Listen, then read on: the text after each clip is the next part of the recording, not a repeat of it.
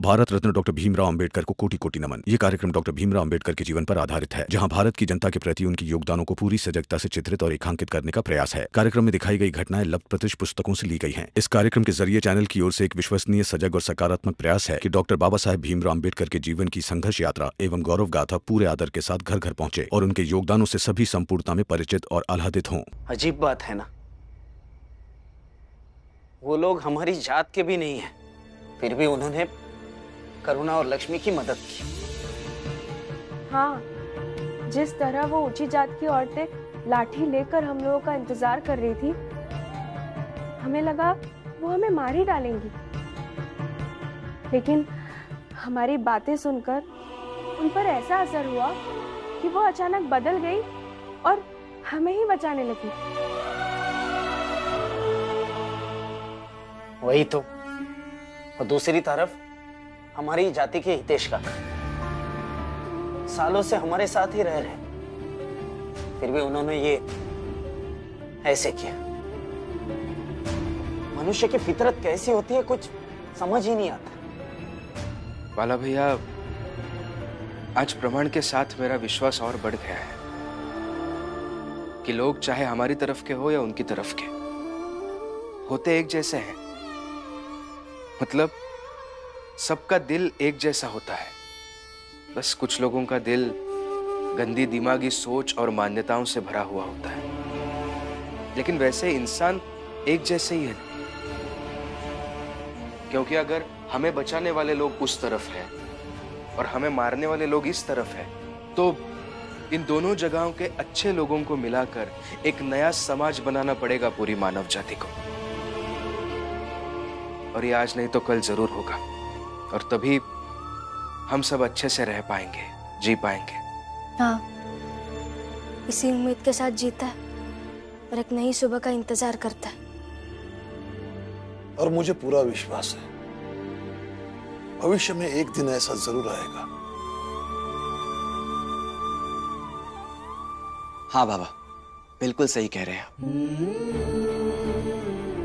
भीम, बचपन से लेकर आज तक तुम हमारी हर उम्मीदों पे खरे उतरे हो, और हम सबको पूरा विश्वास है आगे भी हर मुश्किल, हर लड़ाई को जीतकर तुम आगे बढ़ते रहोगे।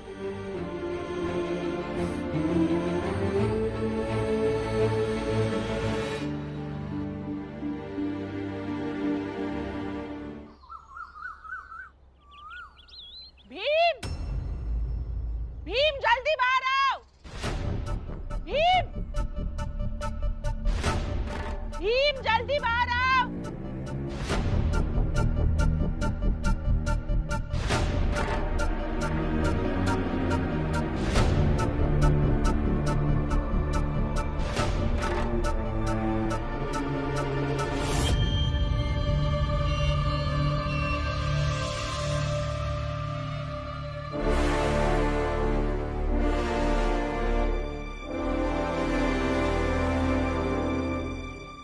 साहब, मैंने जो आपको वहां कहा था वही यहाँ भी कह रही हूँ। अब मैं बिल्कुल ठीक हो गई हूँ, इसलिए आप भीम को बड़ौदा ले जा सकते हैं।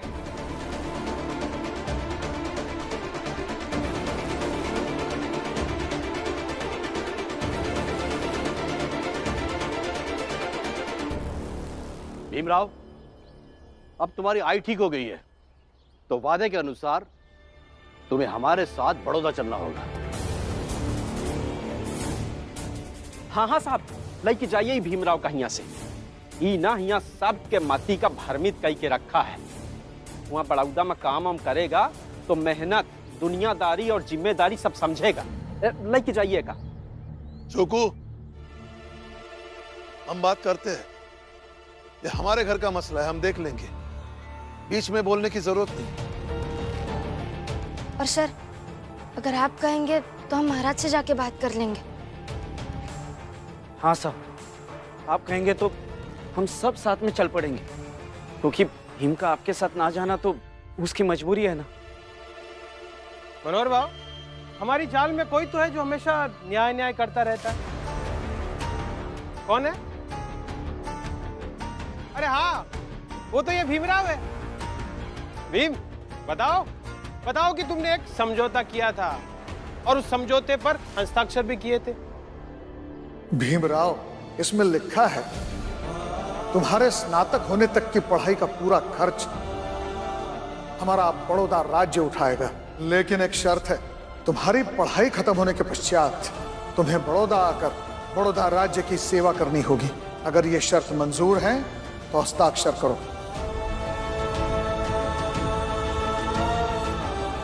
याद आए ना? हाँ, तो अब बताओ कि क्या कहता है अब तुम्हारा न्याय?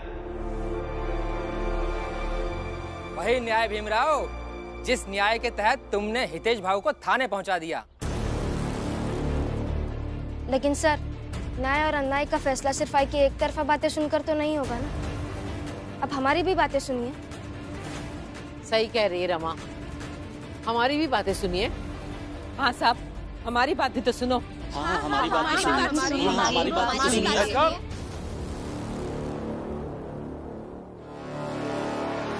हम इतनी दूर से आप सबकी बातें सुनने नहीं आए।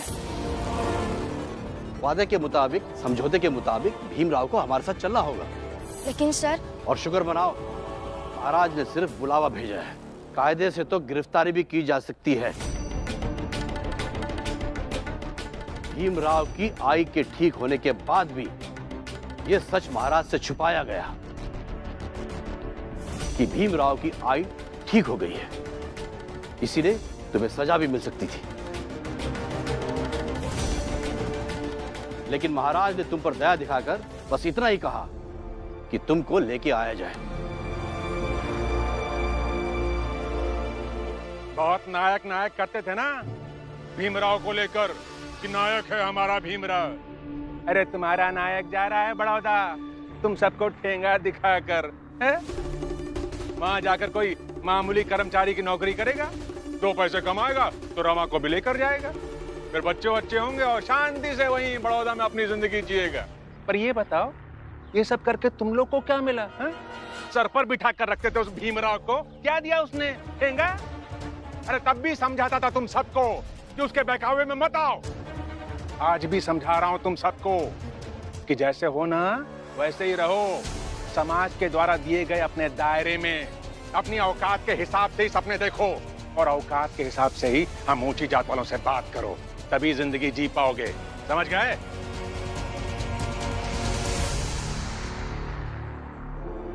मेघनाथ जी, क्या सच में भीमराव जा रहा है? हाँ, और नहीं तो क्या मैं झूठ बोलूंगा तुम लोगों से? एक काम करते हैं, चल के सबको बताते हैं। हाँ हाँ, जाओ जाओ बताओ सबको, और साथ में ये भी बताना, ये भीमराव भीमराव करना बंद कर दें।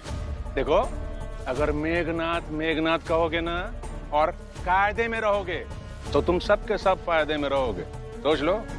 चलो खुद जाकर पता करते हैं और भीम भाव को रोकते हैं। चलो।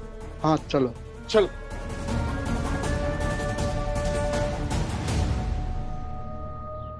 अब बिल्कुल सही कह रहे हैं, ये नहीं गया आपके साथ, लेकिन हमारी भी कोई मजबूरी रही होगी ना। और अगर हमारी मजबूरी आप नहीं समझेंगे, महाराज नहीं समझेंगे, तो कौन समझेगा? मजबूरी समझे? भीम का जाना उसका कर्तव्य है, और जहां कर्तव्य हो वहां मजबूरी कैसी? अब कोई बहाना नहीं चलेगा, तुमको हमारे साथ चलना होगा भीमराव। अगर ज्यादा नाटक किया तो पकड़ के ले जाएंगे तुम सबको। उसके बाद महाराज जाने कि वो तुमको छोड़ते हैं या तुम सबको दंड देते हैं। ठीक है सर, मैं चलता हूं आपके साथ।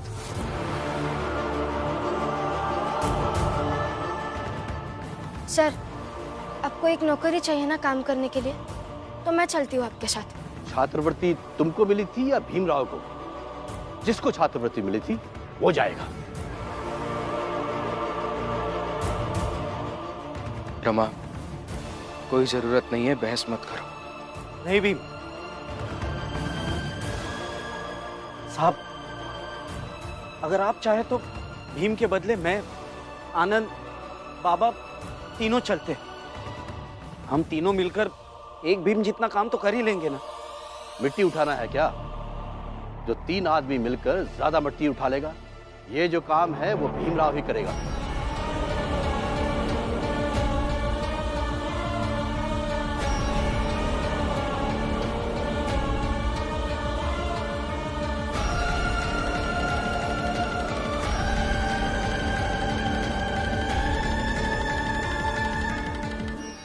अरे भीम, चुप क्यों हो? बोलो, या फिर इन सबको कहो कि चुप बैठे और तुम जाओ बड़ौदा। या अपने मतलब के लिए सबको आगे कर रहे हो? खुद के मतलब के लिए सबका इस्तेमाल करता है ये आदमी। आई, अब चुप रहेंगे क्या अभी? क्यों चुप रहेगी? बोलेगी, और अन्याय के खिलाफ हम सब भी बोलेंगे। अरे एक अकेली औरत बेचारी जीजा भाई अन्याय के खिलाफ अपनी आवाज उठा रही है और तुम उसकी आवाज को दबाने की कोशिश कर रही हो। हम सब भी बोलेंगे, क्यों भाइयों? हाँ हाँ बिल्कुल बोलेंगे। हाँ, काहे नहीं बोलेंगे, जरूर बोलेंगे। भीम अगर महाराज से छात्रवृत्ति लेकर समझौते के हिसाब से अगर नहीं जाएगा तो हम सब भी बोलेंगे, क्योंकि हमारी जात का कोई, हमारी चाल में रहने वाला कोई भी व्यक्ति यदि विश्वासघाती होगा तो ये कतई बर्दाश्त नहीं किया जाएगा। विश्वासघाती शब्द आपको पता भी है जनार्दन काका? कि बस बोले जा रहे, मौका मिलता है कि बस शुरू हो जाते हैं। बस अब सब जरा शांत रहिए अभी। सर, मैं आपके साथ चलने के लिए तैयार हूं, बस थोड़ा समय दे दीजिए, अपना सामान लेकर आता हूं। बेटा, तुम्हारा जाना सही नहीं है। बाबा, आप सब जो मुझसे प्यार करते हैं उनके नजर से देखें तो मेरा वहां जाना सही नहीं है। आप सबने मेरे लिए इतने सपने देखे हैं, उस हिसाब से भी मेरा वहां जाना सही नहीं है। लेकिन अगर इनकी नजर से देखें, महाराज की नजर से देखें, तो मुझे वहां जाना चाहिए। और हम सब ने इन्हें मनाने की कोशिश तो की ना, लेकिन ये नहीं मान रहे हैं, तो जाने के अलावा कोई और विकल्प भी नहीं है।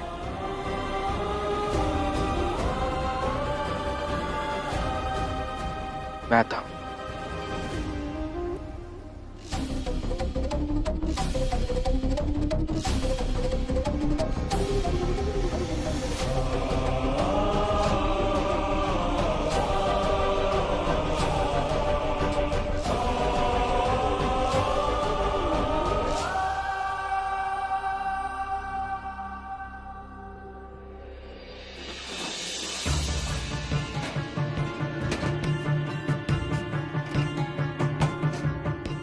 आप सच में जा रहे हैं क्या?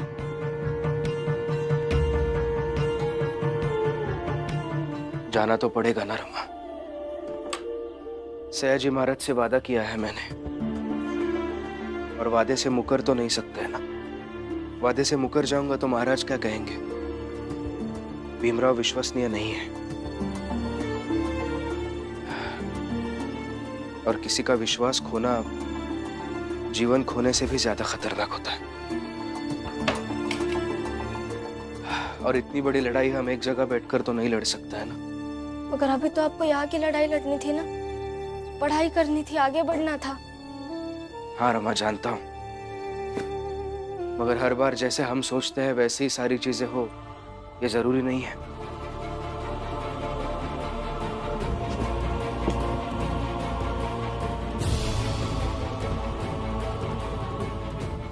अब हर समस्या का हल निकाल लेता है ना, तो इसका भी कोई हल बताइए ना। हल समस्या का होता है रमा, कर्तव्य का नहीं। अब रहने दीजिए, मैं रखती हूँ सामान। ठीक है।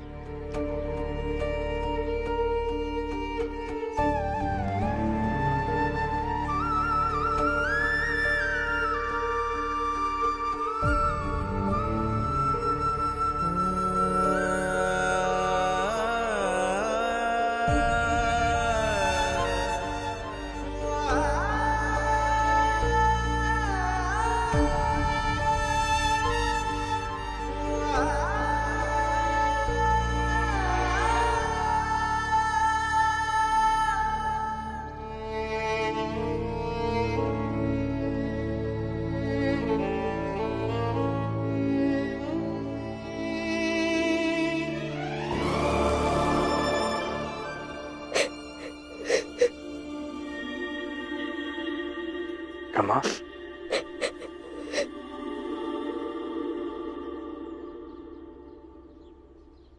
कर्तव्य से अलग प्रेम भी तो है, आपकी चिंता भी तो है, आपके साथ रहने की आदत भी तो है। आपका कर्तव्य अपनी जगह है और आपसे दूर जाने का दुख अपनी जगह है।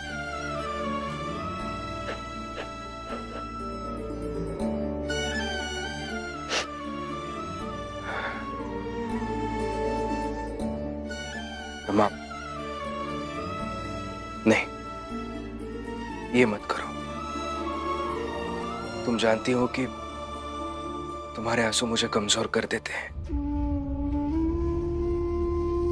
और इतनी प्यारी प्यारी आंखों में ऐसे जाते समय आंसू देखूंगा तो बहुत समय तक ये मुझे बेचैन करेगा। रो मत।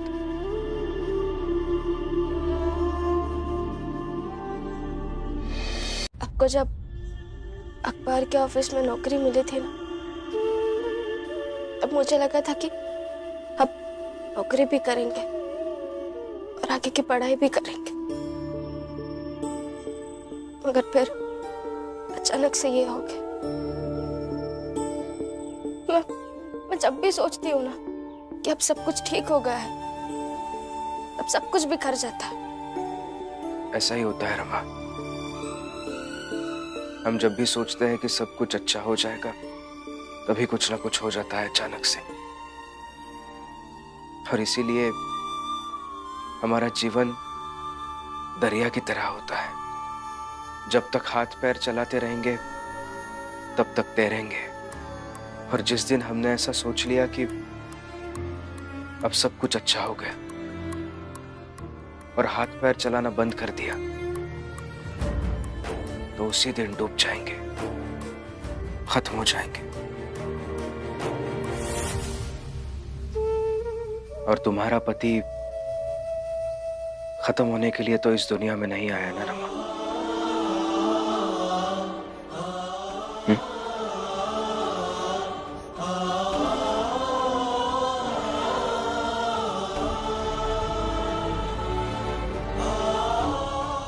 मेरे आंसुओं के बदले आपके पास सिर्फ भारी भरकम विचार है।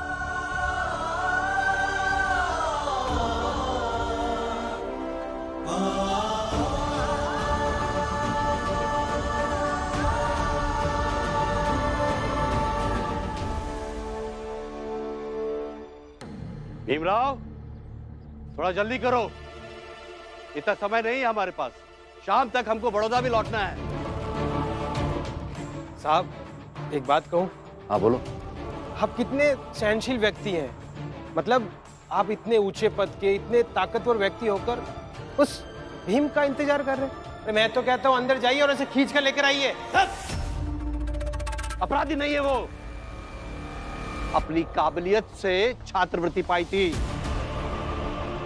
मुझसे भी ज्यादा पढ़ा लिखा है वो, इसीलिए आदर है भीमराव का।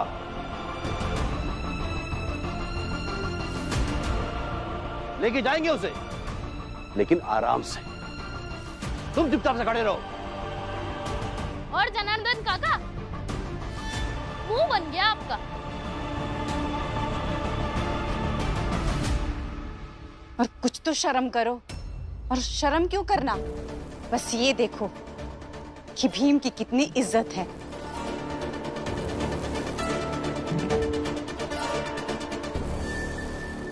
आप वादा कीजिए मुझसे कि आप हर दिन खत लिखेंगे।